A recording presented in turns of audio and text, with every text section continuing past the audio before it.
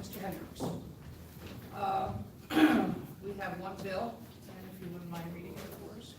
Bill 55 amends the 2018 Risk Management Fund budget by transferring $130,000 from the unappropriated balance into account 80, self-insured losses to pay for the damage caused by the recent flooding and to continue to fix property damage through the self-insurance program. Okay, thank you. Is there someone from the city here too? Yes, thank you, Ms. Aptham. Mr. Nelson, Jeff Nelson, Risk Management Director, will address the budget transfer. Jeff? Yes, so with the recent flooding that we had at our building, we lost several pieces of equipment.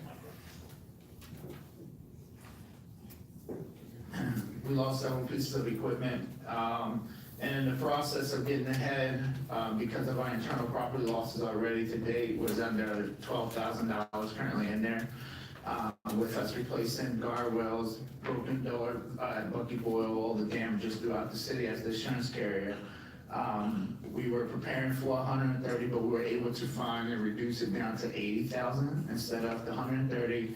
And the reason why is because we discovered that our plows that we believe was totally damaged out were not damaged out and in operation order. So with our contractor, we're able to save the losses there and continue to move forward. So the 80,000 is for the remaining balance of the year.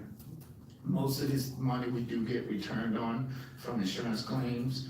So a lot of it is just sitting in the account, and we work really hard with the solicitor's office to get subrogation when possible. Okay, thank you. Do you have any comments from my colleagues? Yeah, I just have one question. If we're insured, how come we're gonna pay this out of pocket? We are self-insured. Okay, all right. So I think what Jeff is saying Yes. too, that you need to make an amendment at the council meeting to reduce the Yes. the council 80,000. So, were there comments from you, Ms. Miller? No. So we're going to make an amendment to reduce this from. At the full council meeting. At the full council. All right, do I have any other questions from my colleagues? None? Mr. Hendricks, you have any? I do not. Okay. Anything from the public? Yes, thank you. My question is, how much money is in the unappropriated balance of risk management fund? I think I sent city council a copy of the risk management fund. It showed zero balance, it showed no $130,000 balance in risk management fund. So how can you transfer $130,000 out of there? Unappropriated balance if you ain't got 130? I sent you guys a copy of the risk management fund. I sent you a copy. That's the grant.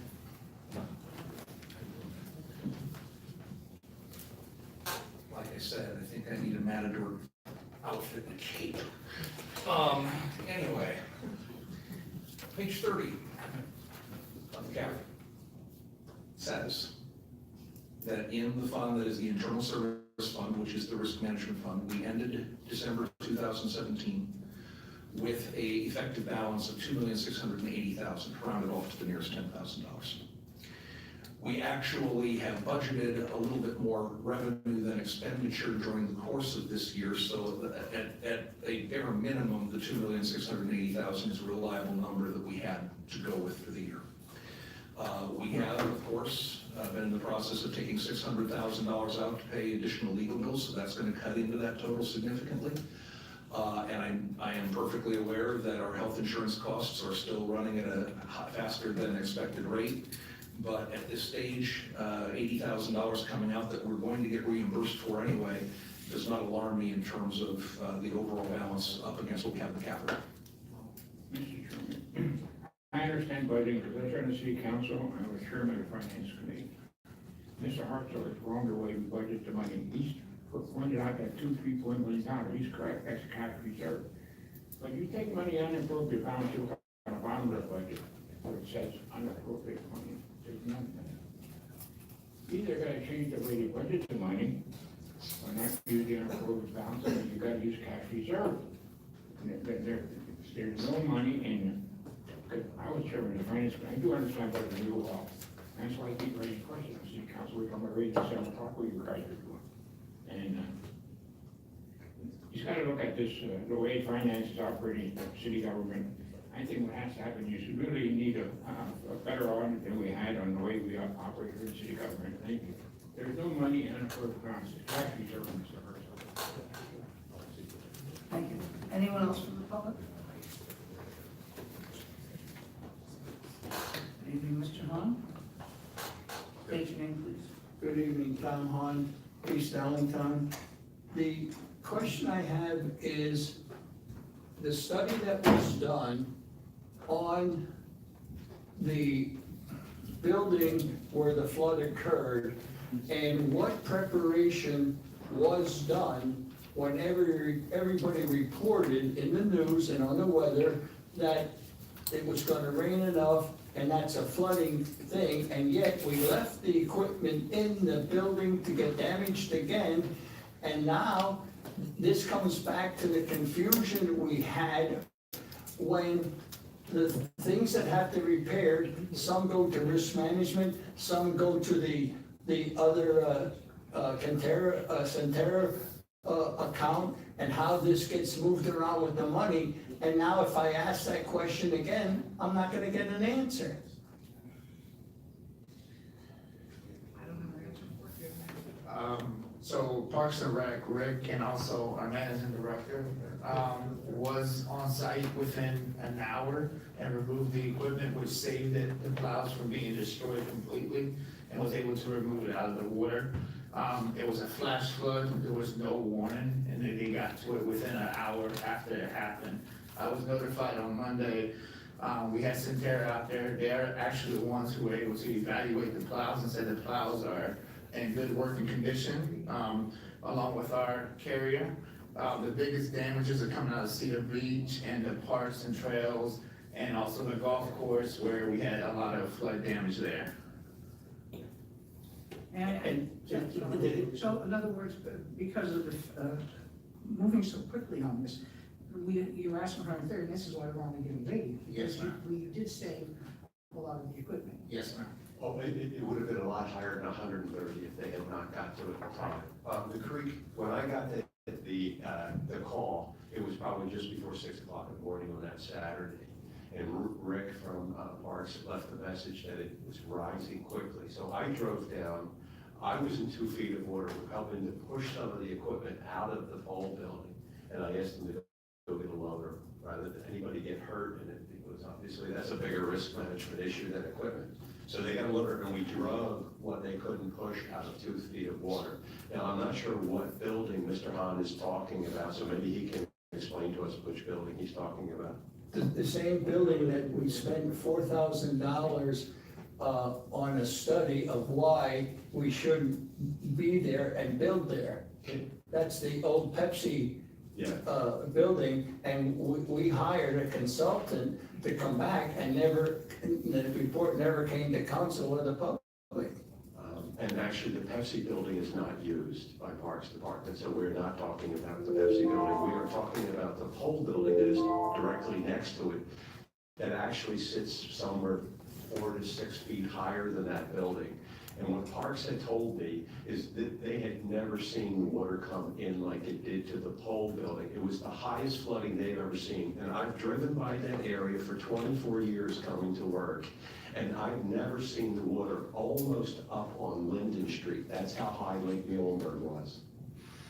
Yeah, I understand that this was a flash flood. This wasn't something that was predicted, and I remember everybody talked about the fact, either they were in it, driving it, and no one had ever experienced the amount. So I do quite understand. I hope this satisfies you, Mr. Hahn. Well, it just leaves more information to be gathered, because if this was a 100-year flash flood, or the 50-year or 10, it's gonna happen. It's gonna happen again. That's there's always a reason, oh, this was the 50-year flood, this was the 100-year, or whatever happened. But because of what's going on, we're getting more storms of this nature, and that's why I keep questioning, how are we gonna get our equipment out of another $80,000 debt that has to be figured out? Well, it's hard to figure out Mother Nature, and I thank you for the question. I think too, it has to be realized, this was a Saturday. and I believe you mentioned, and I know I spoke to our Parks Department maintenance, and a lot of that was, a lot of the trails, almost all the trails and the stone have been totally washed away. So this did not only relate to the area there at those buildings, but citywide, if I'm not mistaken. My question really was on the equipment that we store there that we need, and maybe you should break it down into details. How much goes for the equipment, how much goes for the trails, and then we have a better idea instead of lumping it all together. Well, I'm sure the information's available. In any case, it totals the 80,000, it's money that we need to make available. Thank you. Are there any other questions? I'll make a motion to remove favorably then to council. I second. All right, everyone favorably, and so have the amendment. Okay, motion to move forward favorably with an amendment to reduce the funding to 80,000 by common consent? Yes. Yes.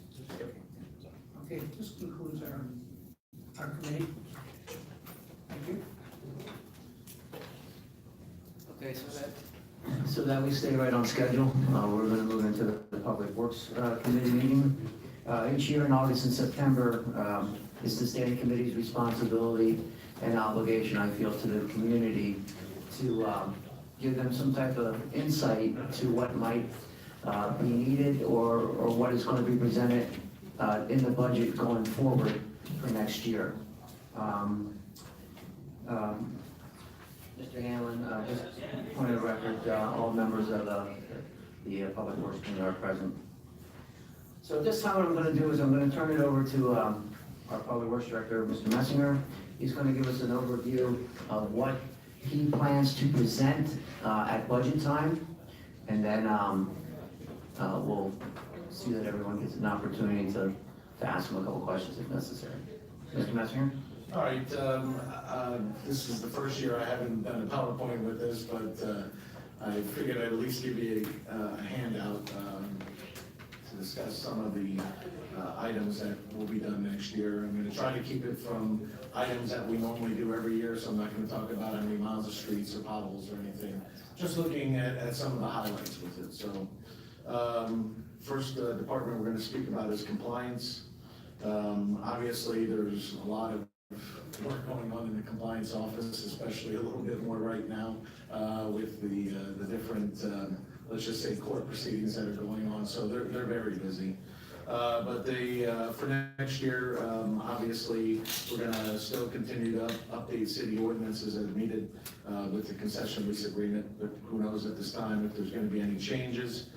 They're working with IT to expand the SharePoint site for internal reporting. They're working obviously with the consultants for the AO project. Obviously, unfortunately, we had some overflows at the plant right after we had our actual. Was that state flooding we just talked about? Yeah, the same flooding basically that we're talking about. Obviously with that, we're glad to announce that the uncompleted work next year will be the last year. All the city uncompleted work that needed to be funded by the city will be completed. Some of the highlights for engineering. The 2nd Street Bridge that was shut. We're actually working on the design and the construction next year for that, and I'm proud to say we're going to be doing that all in-house, no consultants for that. The Gordon Street Bridge, the construction will be starting on that next year. We were lucky enough to work with CDC and get another grant for another lighting project. So Gordon Street streetscaping from 6th to 7th. The design and construction management will be all done in-house. 2019 curb and sidewalk contract. We noticed this year that we had a little bit of an issue with the amount of concrete work that was necessary for the program. There was a little bit of confusion, and also the amount of work caused an issue with some of the contractors actually being able to get the work done on time. So what we plan on doing for 2019, we're gonna actually send a pre-notification letter out in January.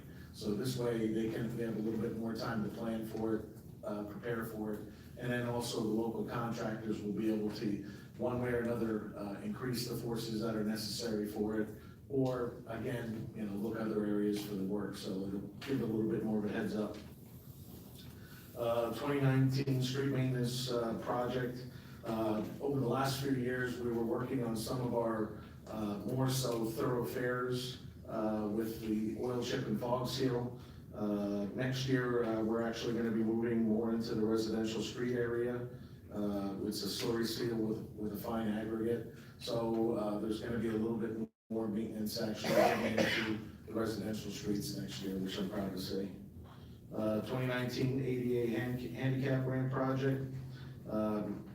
We seem to be having some issues even following the ADA federal rules. There's ending up being some tripping hazards in some areas.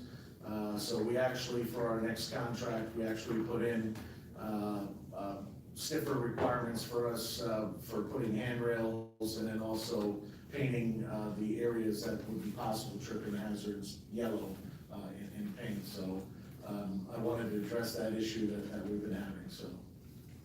Can I say something? Sure. I also would like to thank you because I was at a restaurant like 3 weeks ago and I almost broke my, my entire body, to be honest with you, because I rolled. And I called Mr. Messenger and he actually painted, the sidewalk from that restaurant. And I hear that there's less accidents, and it only takes, a little bit of paint. And I want to thank you for doing that right away. Oh, you're welcome. You're welcome. And it also gave us a look at the system ourselves.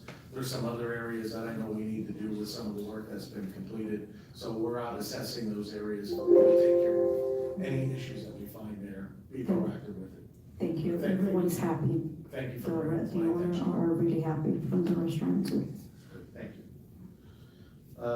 Another project that we're proud of, we have some funding this year, for next year to install pedestrian lighting on 7th Street, from Linden north to the city line.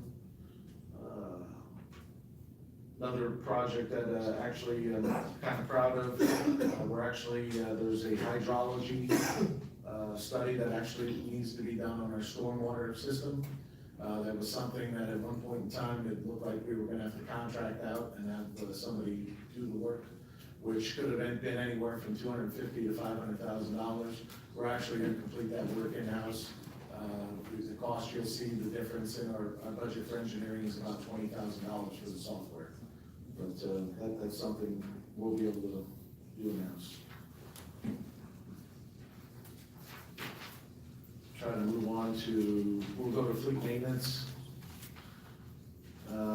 This year, we're actually installing new fuel pumps over at the city garage. Next year, we're actually gonna complete the installation of an emergency backup generator over there for our fuel pumps. Also proud to say that we've provided the administration with a 5-year capital replacement plan for our equipment, our fleet equipment, to include all departments. And proud to say also, we're gonna be working with risk management to improve some of our non-target accident repairs, seeing if some of the repairs, actually some of them may be target costs or cost to the department instead of just going to risk management right away. For building maintenance, we have some large projects that he'll be working on, Don will be working on. We're going to design and spec out a new roof for the city garage over at Maltese Street. The property itself, underneath there is 70,000 square foot, so it's a very large building. But we want to get that ready for possible capital funding or some type of funding, hopefully in 2020.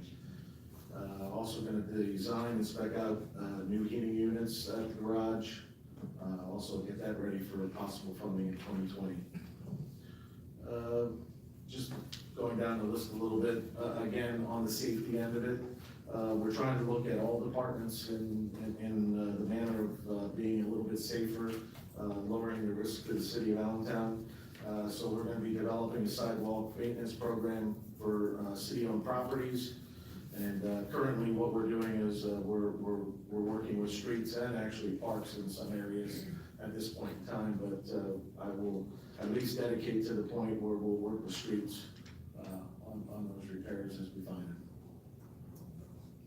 Streets Department, we're gonna continue to actually work with the utility companies on cost sharing for the other companies to actually come in and do all their work, and then have somebody else come in and mill and overlay half the street, instead of working with them and getting them to pay us the materials, and then we do the whole street and actually look like we know what we're doing. We're gonna continue to do that. I'm happy to say we're gonna be meeting with UGI next Thursday, hopefully on a large project for next year for cost sharing. Just jump here. Go on to traffic and street lighting. We have a lot of projects that are either gonna start or you're actually gonna see the construction going this year. Our LED lights, we're gonna manage and assist, with the LED street light conversion project for phase 1. We're gonna prepare, our phase 2. We have our downtown traffic signal improvement project, that will be designed and going to construction next year. Also, Lehigh Street, same type of, software.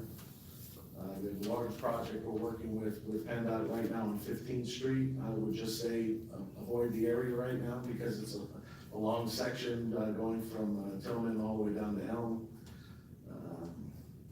And as always, we're gonna seek new grant opportunities, but 2 of the projects we're looking at for future funding, 17th Street from Linda to Chew. That's a very important area with the hospital and the school out that area. Plus, one of those intersections actually did come back as a high accident area, not only with cars, but with pedestrians. So that's on our top priority to go. And then also, an issue that we always seem to run into is that the park gets pedestrian. We're looking to go for some grant money somewhere for a pedestrian flasher to improve the safety of that crossing there.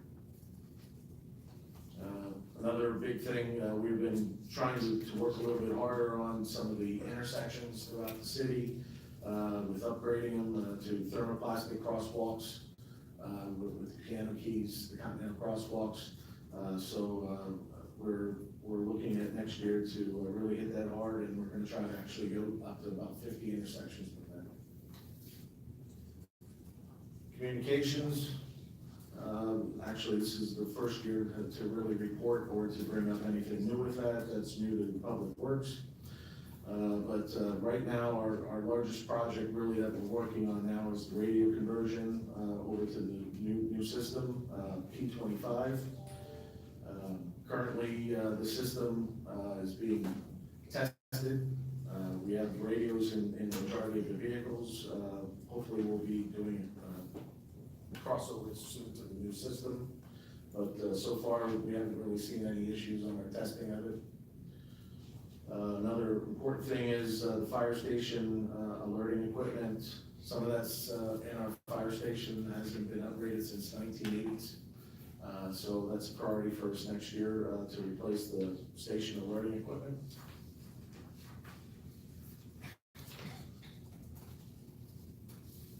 Obviously, we're going to continue to support the 911 center with CAD, MDTs, and other various items.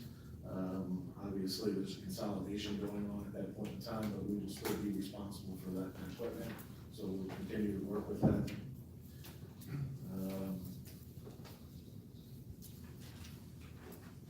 We have some equipment actually in the police department and fire and EMS vehicles. Actually, some of the mobile computers are actually dated to 2009.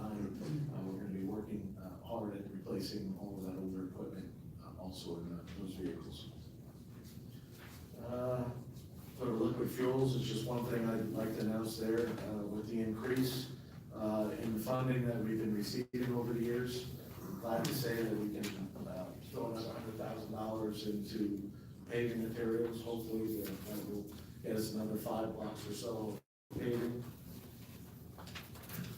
If I'm going too fast for you and you have any questions, please let me know. I'm trying to move along. In our recycling department,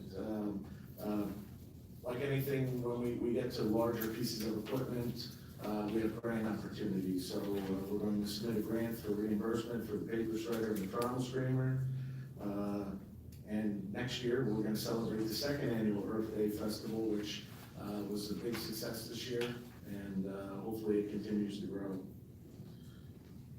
Just some of the other highlights, our drop-off center. I think we all think we need to make some changes down there. So we're going to in-house design and reconfigure the drop-off center on Martin Luther King. Road street cleaning. Actually gonna be working this year on trying to improve our actual leaf collection and our street sweeping. We actually want to do a campaign, so this way people understand what we're actually going out there doing. We're not the parking authority, we're not out there ticketing vehicles. We're out there trying to clean the streets, we're out there trying to, meet our requirements for RMS for a stormwater permit. But also then, when we get into leaf season, sometimes there's confusion we've seen lately with what materials people are actually putting out, and we've had a little bit more problems with our equipment.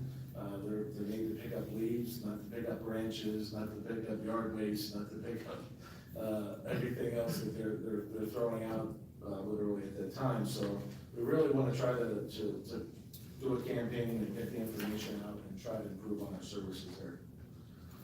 You're gonna see there's a long list of stormwater activities that are due for next year. Still, in my mind, a new, fresh program, something that is gonna continue to evolve. Just really wanted to point out the fact that all this work is getting done. I mean, I understand it was difficult, with the stormwater fee and going through that process. But we really wanted to point out the fact that there is a lot of work getting done with this. There is a lot of work behind the scenes. There is a lot of work with EPA and DEP.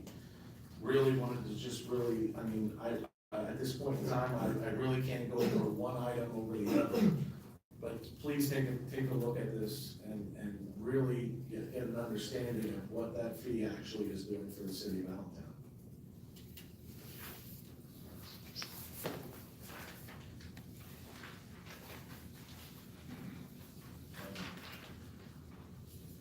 That's as fast as I can do it. Before anything else, I really want to say, the employees that I have in Public Works, in my mind, and in a lot of people's mind, are the best employees that you have here. These are the people that are out there every day making sure that your services are getting done. And I just really want to point out the fact that I'm very proud of every one of them. And in my mind, I wish I could have another 50 of them.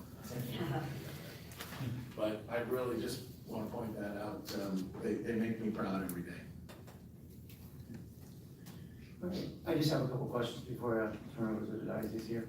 Most of these projects you're talking about that have already been started or will be started with regards to engineering and streets, that's really just part of the continuation of completing the infrastructure and continuing with that as well, am I right? Yes. Okay. I just had one question, under the communications here with the city's surveillance camera systems in-house for doing our own work. Are you talking about maintaining them or having employees watch them?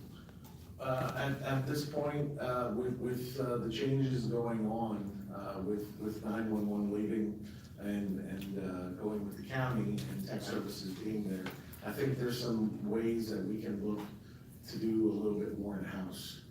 Possibly, maybe through actually having some of the work that used to be done at the car dealerships to put in all of the police car, the lights and everything else that go in there, the cages. I think there's a way of a cost savings by bringing some of that work actually back in-house. Obviously, that would be something that we would have to discuss, whether or not if we could have an employee for that, but obviously I think there's a way that we can fund it and actually do more with it in the long run. All right, so then my final question for you. Do you see an increase or decrease in your budget for next year? And can you give us a projected amount that you are going to present? Well, If that's possible, if that's not possible, that's fine. I mean, at this point in time, you know, it all depends on whether or not, if things are done in operations, or if they're done in some type of capital, if they're done. So there's really, depending on where funding goes, is really gonna say whether or not the general fund is gonna be impacted by it or not. So it's really tough to say at this point in time. All right, anybody else from the diocese? I have a question. Sanders? Thank you, Chairman. Craig, in regards to the roadways, there's been a lot of work done by UGI over the course of the past year or so. Are they up to date and more or less on schedule for repairing those roads where they've made the number of cuts where they're responsible for repaving the entire roadway? There's probably about 4 or 5 that they need to get to, but unfortunately, they have people that install, and then they have crews that come along after. What might hold it up a little bit is because we're trying to work with them on a cost sharing project with it. This was something new that we were working with them, so it took a little while. We're actually, we have some funding already from them to do some of the streets that are out there that you still see. They're very close to what it is, but they're still behind on some. Their major push right now is to make sure that the pipe in the ground is actually replaced. And I know that makes people uncomfortable sometimes because with the cuts in the street until it gets the mill and overlay. But you gotta remember, their main goal and on their end of it is to make sure that the pipes are replaced. My goal is to make sure that it's paid, so. Right. But. Well, yeah, I drive around a lot of the city and you get those roads that have the 15, 20 cuts in a half block area. You kind of wonder, this is a little rough road. They're a lot closer than what they used to be. Good. And they've been working with us, and we've been able to sit down at the table with them, which is a lot better working together. Okay. Thank you. Anyone else? Ms. Hoffman?